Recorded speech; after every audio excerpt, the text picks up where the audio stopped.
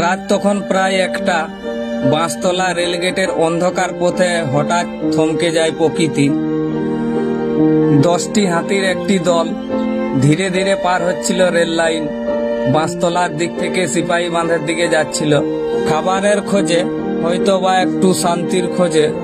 ঠিক সেই সময় ছুটে আসে দ্রুতগামী জনশতাব্দী এক্সপ্রেস, আর মুহূর্তের মধ্যেই ঘটে যায় এক নির্মম অবিশ্বাস্য ঘটনা। রেল লাইনেই কাটা পড়ে মৃত্যু হয় 3টি হাতির।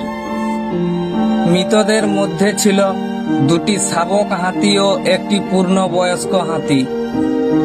বাকি 7টা হাতি যারা বেঁচে গেল তারা রেল লাইনের উপরেই দাঁড়িয়ে পড়ে মৃত সঙ্গীদের পাশে, নিঃশব্দে শোকে স্তব্ধ, তাদের চোখে শুধু জল।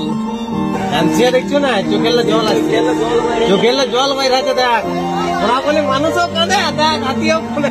শাবকের মা তার সন্তানকে বারবার সুঁড় বাড়িয়ে ছুঁতে চাইছিল এবং মৃত শাবকটির মা তার সন্তানের গায়ে বারবার ঠেলা মারছিল, যেন ডেকে বলছিল উঠো। এক এমন কান্না যা কোনো শব্দে বোঝানো যায় না।